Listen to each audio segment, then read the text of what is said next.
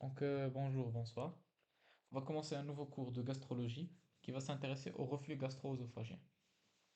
Donc, comme introduction à ce cours, le reflux gastro-œsophagien, sa définition, c'est le passage d'une partie du contenu gastrique, donc au niveau de l'estomac, à l'œsophage. Normalement, le liquide gastrique, rappelez-vous, il est très acide et donc son existence au niveau de l'œsophage constitue comme une agression. Ce reflux, il peut se produire à l'état physiologique, mais cet état physiologique est asymptomatique. Ça veut dire qu'il ne donnerait pas les signes qu'on va voir, les signes typiques d'une brûlure. Mais lorsqu'il devient pathologique, on va voir il a des caractéristiques qui le différencient. En général, c'est une affection bénigne. Ça veut dire qu'il ne présente pas de lésions graves en elle-même, mais on va voir qu'elle peut donner des complications qui sont graves. Et c'est pour cela qu'il faut éviter ces complications, ainsi diagnostiquer correctement cette atteinte. Elle est très fréquente. Donc, elle est de l'ordre de 5 jusqu'à 45% de la population adulte. Et elle raconte des symptômes liés au reflux. Et donc, c'est pour cela qu'il faut être capable de correctement savoir cette atteinte, parce qu'elle est tellement fréquente et que ses complications sont graves. Cette lésion est aussi chronique.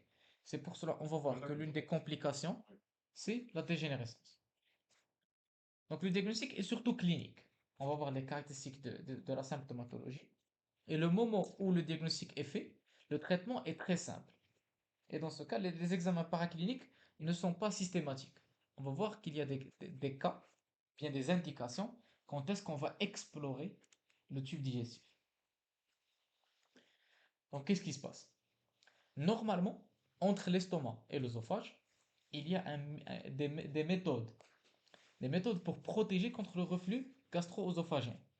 Normalement, Normalement, il existe un sphincter inférieur de l'œsophage, un muscle lisse qui est fermé, un ongle de His, donc une angulation qui joint l'œsophage et la grande courbure gastrique, donc une angulation. Je vois une image, voilà. Cette angulation, elle aussi, ça marche. Ça marche. Et les piliers du diaphragme. Les piliers du diaphragme qui forment une pince autour de l'œsophage, et donc ça aide le- au rôle de barrière contre le reflux. Et donc, au final, le reflux gastro-œsophagien, il va survenir surtout quand? Yallah, yes. Postprandial. Oui, mais qu'est-ce qui va faire un reflux gastro-œsophagien pathologique? Défaillance de l'une de ces barrières, donc soit un trouble moteur, soit une hernie, et entre autres. Donc, qu'est-ce qu'il غنلقاو هنايا. Donc, le système anti-reflux, comme on a dit, c'est le muscle lisse, les piliers du diaphragme et l'angle de His. On a dit qu'il y a un RGO physiologique qui survient en postprandial, mais ce phénomène est asymptomatique. Et le pathologique, il produit surtout lorsqu'on a une défaillance anatomique ou bien fonctionnelle. Donc, ce système anti-reflux, lorsqu'il devient non fonctionnel ou défaillant. Donc, comme on a dit, les facteurs favorisants, c'est l'hernie hiatale. Et l'hernie hiatale, bien sûr, c'est un facteur favorisant. Mais une hernie hiatale peut exister sans RGO. Et on peut avoir une RGO sans hernie hiatale. Donc, ça veut dire que les deux phénomènes ne sont pas toujours tous les deux présents. Mais l'hernie, c'est un facteur favorisant. De survenue, il y a le RGO. Et les autres, ce sont comme non,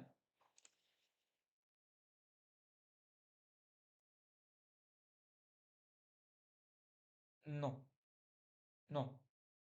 L'hernie hiatale, c'est à travers le l'hiatus œsophagien. Une hernie diaphragmatique, ça veut dire que le diaphragme مجروح. À différencier d'une éventration sur l'abdomen. Une éventration abdominale, c'est à partir d'une cicatrice de chirurgie. Une éventration diaphragmatique, par contre, c'est les organes qui poussent sur le diaphragme. كيهزوه الفوق أكثر من العادة. Par exemple, un processus, un abcès du foie, sophrénique, يقدر يدفع vers le haut le diaphragme. C'est une éventration diaphragmatique. À différencier de l'hernie diaphragmatique. غير qui pousse. L'hernie diaphragmatique, elle peut être soit hiatale, ça veut dire que c'est dans l'orifice, l'hiatus œsophagien, ou bien elle peut être à partir d'une cicatrice. Donc les hernies, c'est juste le passage des viscères abdominales vers le thorax, l'hiatus les hernies diaphragmatiques. C'est bon? On a aussi le trouble moteur œsophagien avec hypotonie du sphincter, donc c'est normal, il ne va plus jouer son rôle. Ralentissement de la vidange gastrique, donc c'est aussi un facteur favorisant. Et l'augmentation de la pression intra-abdominale, donc ça va elle aussi contribuer à pousser, les constituants de l'estomac vers l'œsophage. Donc l'hernie hiatale, on distingue deux types, par glissement ou bien par roulement. Sans trop aller dans les détails, par glissement, ça veut dire que le cardia est intrathoracique et c'est elle la forme la plus fréquente des hernies hiatales. On a aussi l'hernie hiatale par roulement et elle est rare. Et dans ce cas, le cardia est toujours abdominal. C'est bon jusque là? Ici? Donc, هادوما les facteurs favorisants. Maintenant, passons au diagnostic positif. Comment on va faire le diagnostic positif? Sûr que maintenant, défense du système anti-reflux, facteur favorisant. Donc, il y a aussi l'alimentation, elle peut favoriser le reflux gastro-œsophagien, notamment soit trop de chocolat, trop de graisse, jus acide, la prise médicamenteuse, le café, etc. Donc, comment faire le diagnostic positif? Yacine, décris-moi un reflux gastro-œsophagien, se présente comment? Quel est le signe typique? Brûle rétrosternum. Pyrosis. Pyrosis qui fait référence à quoi? Description. Des brûlures rétrosternales. li- euh, Comment se caractérisent les brûlures? زعما quel est le facteur aggravant Masque croix. ديال هاد السensation de brûlure.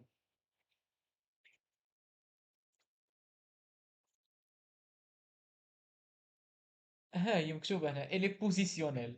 Ça veut dire que lorsque l'individu se penche en avant, ça aggrave la sensation de brûlure. وعاد كاين la forme simple. اها لاسي حيت بحال شي واحد كيتحنى يدير لي لاسي ديالو سيول.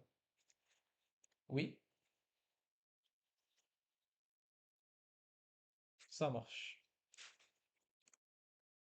Donc voilà. Donc comme on a dit, le RGO se manifeste par un pyrosis. Donc pyrosis c'est quoi? C'est une brûlure rétrosternale ascendante. Dans la forme fruste, on peut voir seulement des régurgitations acides. Donc c'est des remontées liquidiennes, sans effort de vomissement, jusqu'au pharynx. Et donc le patient peut rapporter cette sensation de brûlure presque au niveau de la bouche même, pharynx et vers la sphère ORL.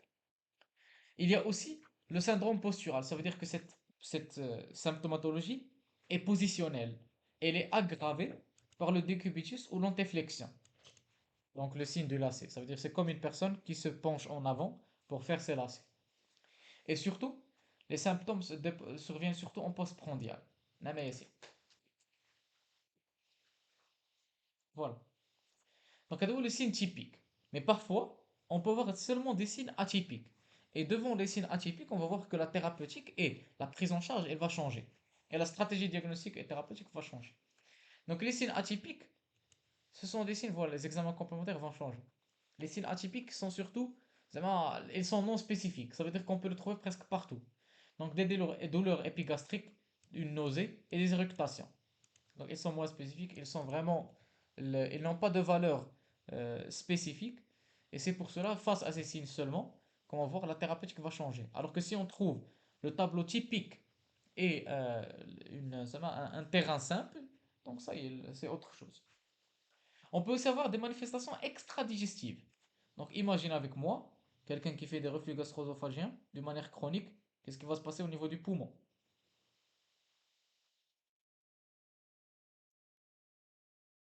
Pneumopathie, asthme, et tout chronique. Au niveau de la sphère ORL, qu'est-ce qui va se passer?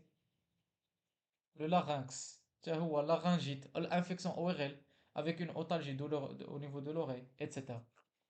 Donc manifestation ORL, laryngite, enrouement chronique. C'est quoi l'enrouement chronique? C'est le changement de la voix.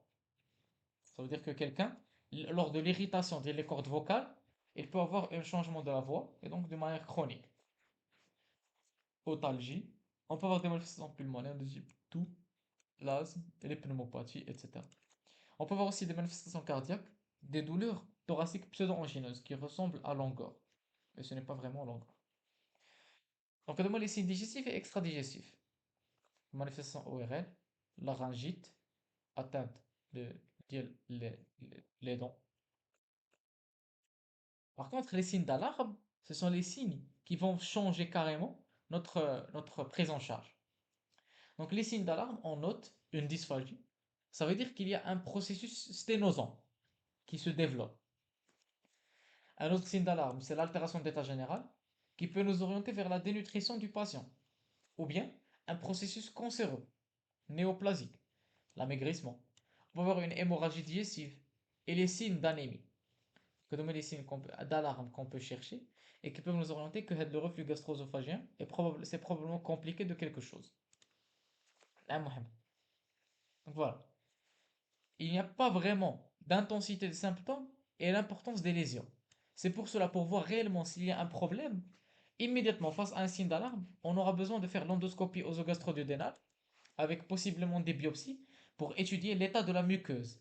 Et c'est elle qui va nous donner réellement la profondeur de l'atteinte. Est-ce qu'elle est grave, est-ce qu'elle est minime, etc. Donc les examens complémentaires qu'on peut demander, c'est l'endoscopie. C'est elle la première intention. Mais elle n'est pas systématique comme on a vu. Le but de l'endoscopie, ce n'est pas de confirmer le RGO, mais plutôt chercher les complications. Parce que l'endoscopie est meilleure pour chercher les complications de type inflammation, sténose, etc. Sinon, on peut faire la pH-métrie œsophagienne. C'est un examen de deuxième intention. Donc si l'endoscopie œsogastro-duodénale est normale, mais on suspecte toujours le, le problème, donc on peut faire une pH-métrie et ça va nous montrer qu'à un certain moment, au niveau de l'œsophage, le pH, il varie. C'est très probablement dû à l'agression acide. On peut aussi faire la manométrie œsophagienne. Le transit, il est abandonné, donc on ne va plus en parler. Et la manométrie œsophagienne, c'est surtout pour étudier la pression de repos du muscle, donc du sphincter inférieur, pour voir s'il y a un problème au niveau du sphincter et donc dépister une atteinte qui peut donner le reflux gastro-œsophagien. Là, Mohamed?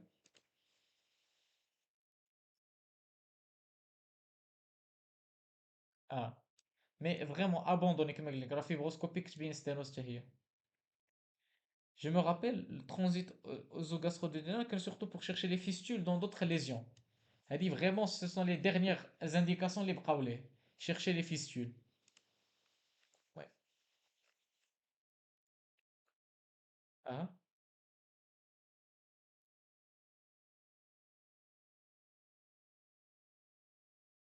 ah,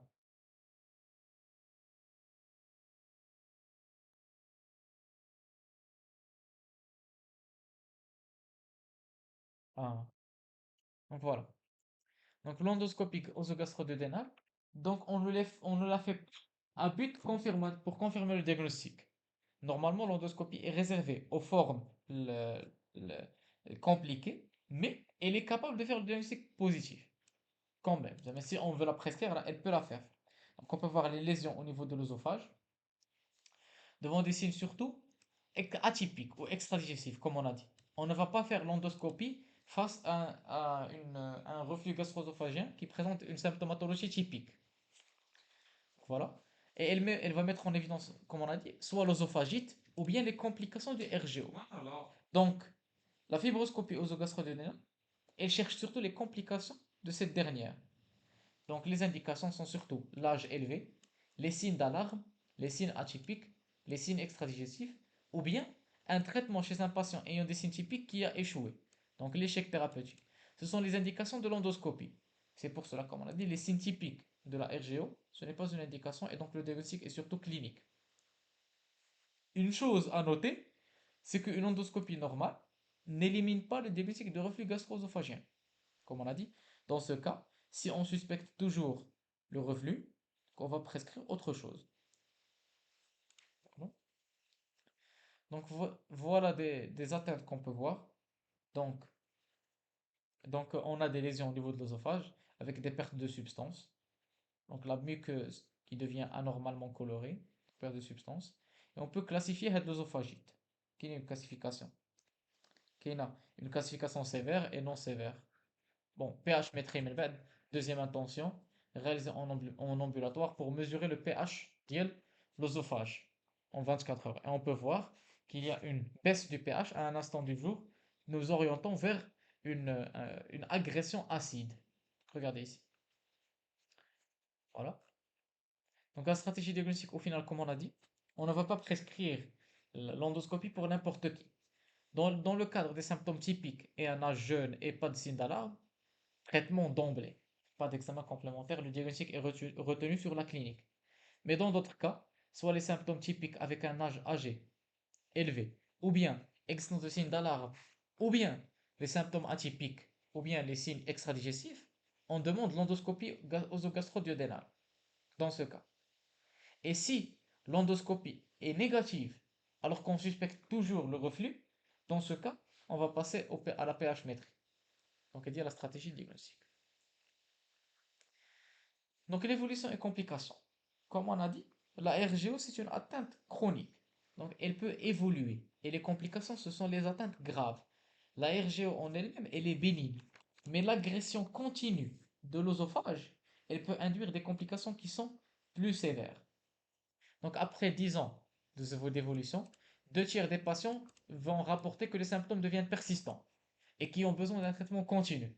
Ça veut dire qu'au lieu d'être périodique, déclenché en postprandial surtout, il va devenir chronique.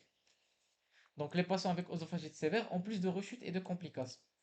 Donc les complications, on note, c'est une évolution systématique. On commence par l'œsophagite qui peut évoluer vers la sténose et qui peut évoluer vers l'endobrachiosophage. Et l'endobrachiosophage, on va voir c'est quoi? C'est la lésion précancéreuse qui peut dégénérer et devenir l'adénocarcinome. Et toutes ces complications, c'est une métaplasie glandulaire. Donc toutes ces complications, on peut les voir au niveau de l'endoscopie. Et dans le cadre d'endobrachiosophage, on peut biopsier et faire étude d'anapathe. Voilà. Donc œsophagite peptique, donc lésion de muqueuse avec perte de substance, œsophagite. Et on se base sur deux classifications, soit Los Angeles, bien classification des œsophagites en général. Donc non sévères, elles ne sont pas circonférentielles. Sévères, les atteintes est circonférentielle. Pas de biopsie systématique au niveau de l'œsophagite. On ne va biopsie que lorsqu'on trouve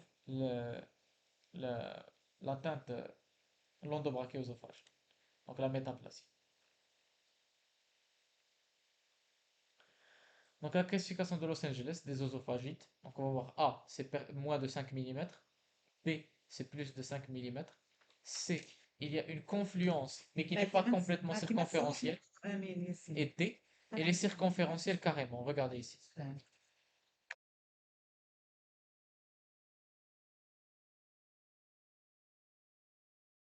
Donc, oui,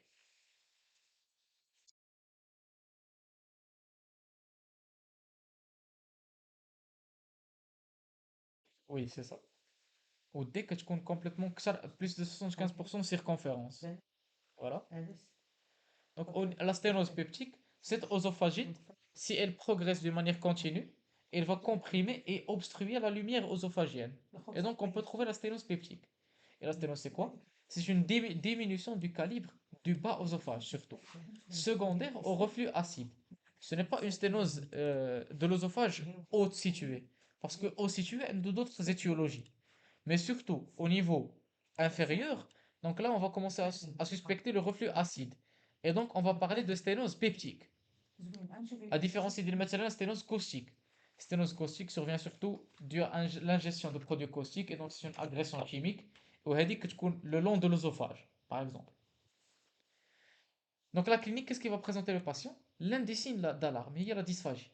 Donc la dysphagie, on note, c'est la sensation d'accrochage des aliments qui est au début au solide et qui peut évoluer en devenant aussi au liquide. Et donc le diagnostic est fait par endoscopie. Donc sténose du bas oesophage qui est centrée et régulière. À faire différence d'une sténose néoplasique. La sténose néoplasique est excentrée et irrégulière. Voilà.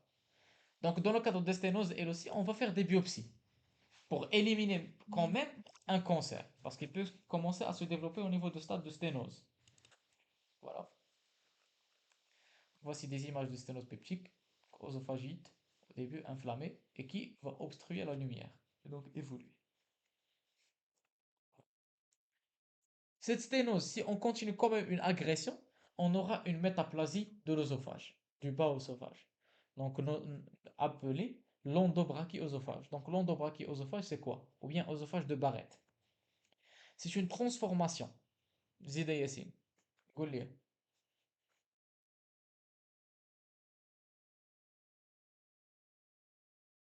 Donc, on a un épithélium malpigien non kératinisé au niveau de l'œsophage et un épithélium glandulaire au niveau de l'estomac. La métaplasie, c'est quoi? C'est quoi la définition de la métaplasie elle-même?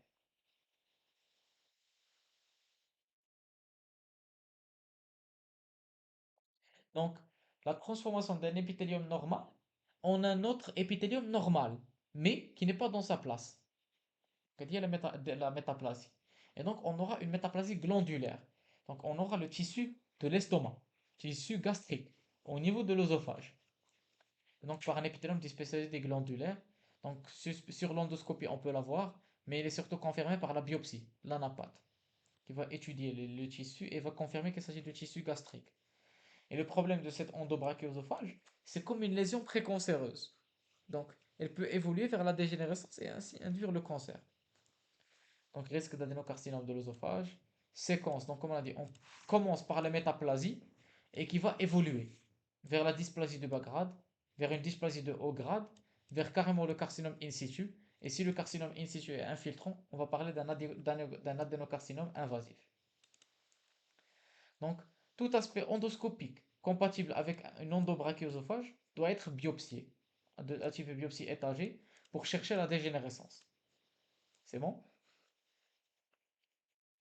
Donc voici à l'endoscope, on peut voir clairement la transformation de l'épithélium, le tissu, en un tissu glandulaire, qui تبدل la coloration ديالو et l'aspect. Voilà. Donc on passe de la métaplasie, dysplasie, jusqu'à l'adénocarcinome. C'est bon? Donc, هذه la séquence qui existe toujours. Donc, adénocarcinome sur endobrachiophage. Donc, les bourgeons. C'est une tumeur bourgeonnante. Donc, voilà. Très bien. Donc, maintenant que nous avons vu les formes typiques, atypiques et extradigestives et les signes d'alarme, maintenant on va s'intéresser au volet du traitement du reflux gastro-œsophagien. Donc, le traitement, il va se baser surtout sur quoi?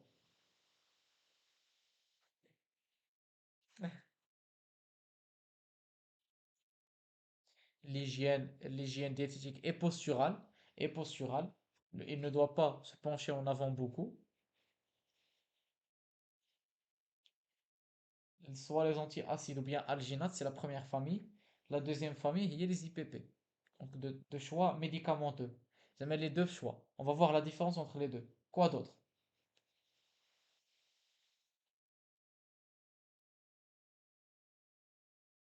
Voilà.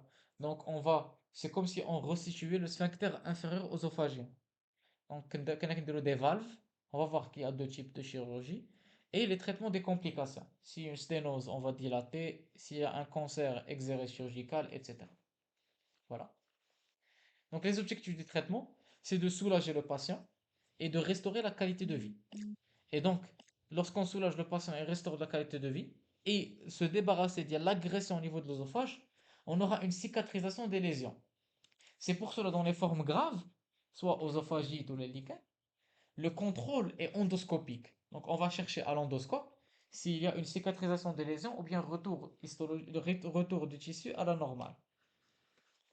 Et donc, ce traitement est surtout efficace à long terme et il va nous permettre aussi la prévention des récidives et traiter les complications. On va voir chacune quelles sont les indications et quels sont les traitements possibles. Donc, d'abord, les mesures hygiéno-diététiques et posturales. Donc, hygiéno-diététique, éviter tout ce qui favorise le reflux gastro-œsophagien, notamment l'alcool, le tabac, le café, les produits gras, les médicaments, les boissons gazeuses, etc. Et une perte de poids. Parce que, comme on a vu, le, l'obésité est un facteur favorisant de reflux gastro-œsophagien. Donc, s'il présente, on va essayer de conseiller au patient de perdre du poids parce que ça peut aider son état, améliorer son état. On a aussi des mesures posturales, donc éviter la position antéfléchie ou bien décubitus postprandial. Donc surélévation du tête de la libre par décale au niveau de l'hôpital, etc. C'est bon? On peut nommer les mesures hygiéno-diététiques et posturales. Sinon, concernant le traitement médicamenteux, on a deux familles, deux choix. Soit les antiacides et les alginates. Donc ce sont des agents neutralisants qui vont tamponner l'acidité de l'estomac.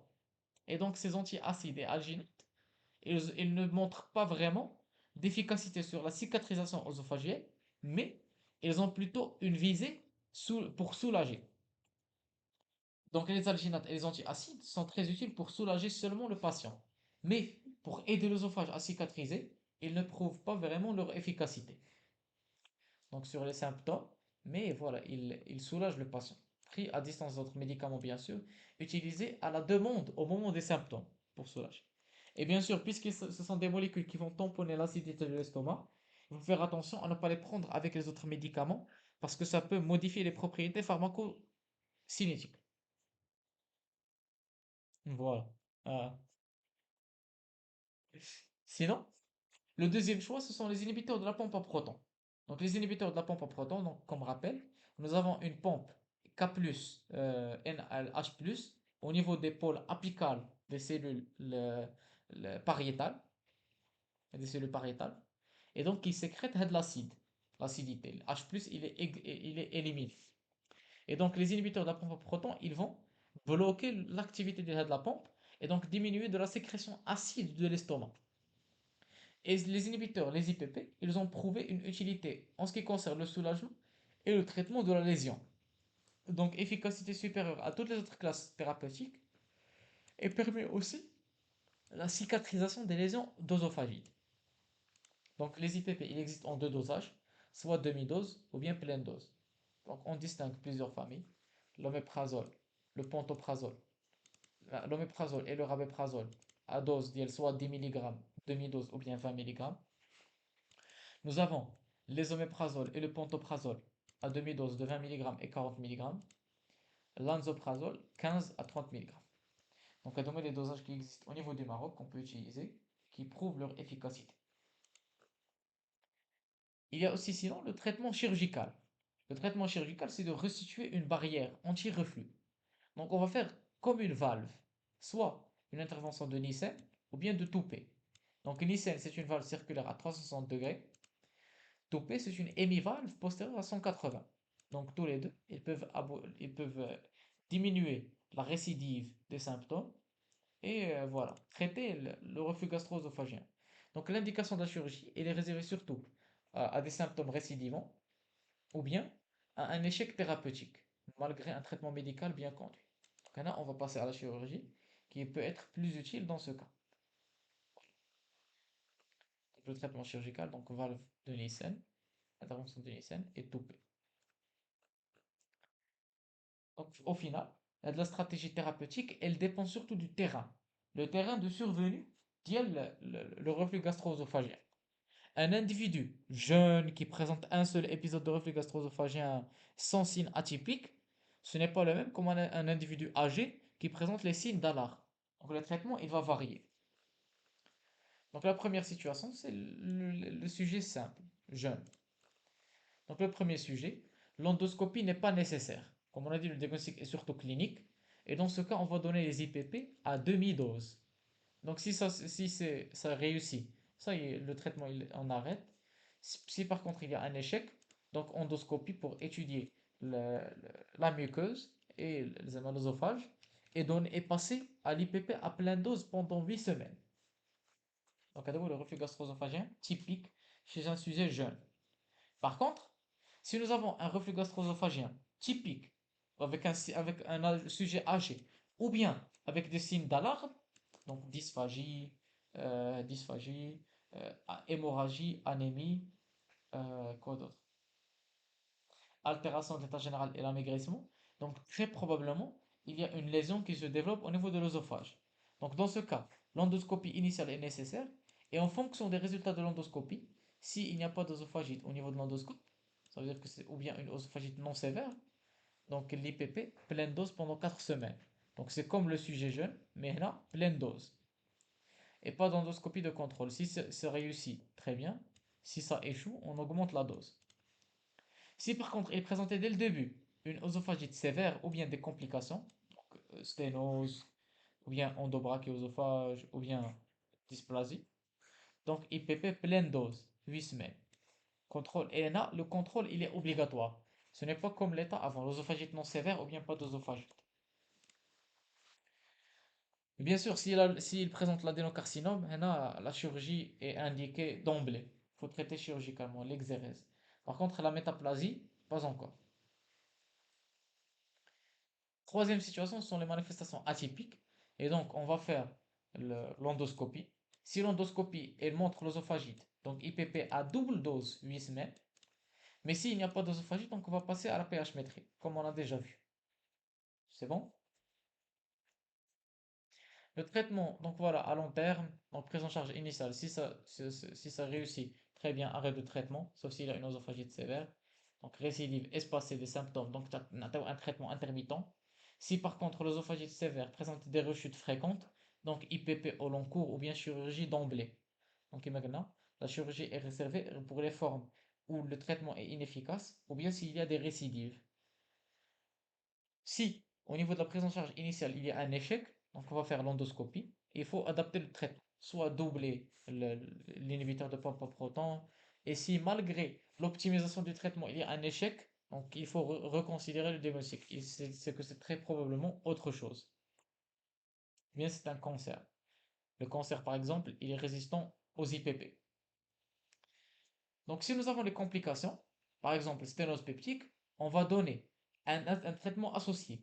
Donc traitement par IPP au long cours avec une dilatation œsophagienne per-endoscopique. Donc au niveau de l'endoscopie, on va insérer un ballonnet et donc gonfler le sténose pour la sténose. Et donc le ballon, il va jouer le rôle pour dilater et l'IPP, il va arrêter l'évolution de la lésion. Donc c'est comme si on régressait au début et on gardait l'état de l'œsophage à ce niveau-là, pour qu'il ne fasse pas de récidive, pour qu'il ne resténose pas. C'est bon? Donc IPP avec dilatation. Donc regardez ici, on va gonfler le ballon et ainsi ça va le- ouvrir la lumière un peu plus. نعم محمد؟ لا ماشي هو، ماشي هو والله بك صعب، ماشي هو نو، لا لا ما كيشبهش ليه، ما كيشبهش ليه صعب. Si nous avons une endobrachiosophage, donc traitement par IPP au long cours, mais une surveillance endoscopique. Le moment où nous avons la dysplasie de haut grade, on va passer au traitement chirurgical et l'exérèse, ou bien exérèse endoscopique, parce qu'on doit enlever la lésion dégénérée. C'est bon? Donc voilà, c'est tout concernant le reflux gastro-œsophagien. Donc pour résumer, si nous sommes dans un tableau simple, le diagnostic est surtout clinique. Donc les signes typiques, pyrosis, régurgitation acide, dépositionnelle et postprandiale.